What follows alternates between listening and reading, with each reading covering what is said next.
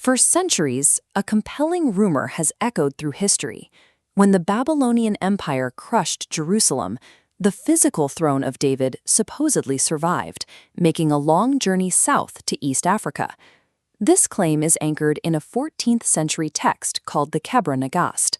According to this tradition, the Queen of Sheba and King Solomon produced a son, Menelik I, who carried the royal lineage directly to the African continent. By adopting this specific lineage, the Ethiopian Solomonic dynasty established itself as a visible, internationally recognized continuation of the biblical throne. Unlike the deeply veiled promises found in Scripture, this was a highly public monarchy. They ruled from sprawling neoclassical palaces and received formal diplomatic recognition from modern worldly governments. They even adopted the biblical Lion of Judah as their official imperial symbol, projecting a direct claim of scriptural authority to the rest of the world.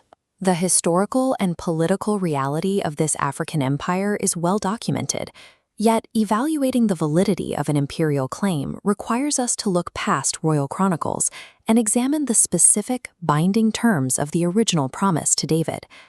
Any legal audit of Scripture begins with one primary rule, found in Malachi chapter 3, verse 6. The sovereign drafter of the covenant is immutable. He does not change his mind. The Creator does not alter his agreements midstream, nor does he swap out the original beneficiaries. His promise is legally bound to a specific, named patriarchal lineage. This covenant document maps out the statutory chain of custody. The legal promise was established with Abraham, confirmed to Isaac, and sworn directly to Jacob. The patriarchal blessing then restricted the royal scepter to Judah, sealing the throne forever through the seed of David. This entire statutory chain exists for one very specific reason, to culminate exclusively in the Sovereign Messiah Yahshua, who alone possesses the title to the throne of his father David. A royal inheritance cannot bypass this strict Abrahamic and Davidic chain of custody. Any claim that attempts to sidestep these specific legal terms is immediately invalid under the contract.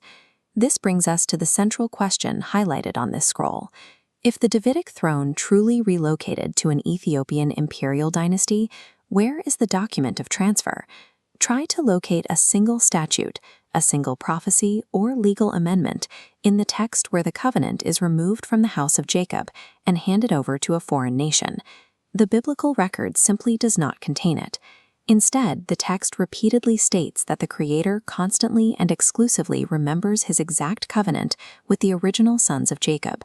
An earthly royal house ruling an African empire is a documented fact of history.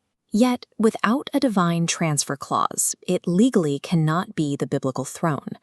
If the throne never transferred to a visible earthly empire, why does it appear to have completely vanished from world history? The answer is a matter of strict divine design. The true Davidic Prince and the prophesied invisible city are deliberately hidden from public view until the end of days. We find this explained in the prophecy of 2 Esdras chapter 12, verse 32. The true descendant of David, the Messiah, is intentionally held back, kept entirely under a divine seal until the final appointed hour. This lack of a physical king in Jerusalem today aligns with the conditions of divine reservation outlined in these prophecies. While the physical throne remains hidden, its authority operates right now through what Revelation 3:7 calls the key of David. This authority flows through the Assembly of Philadelphia, a faithful human remnant identified by their patience and endurance. This specific assembly does not rule from gilded palaces.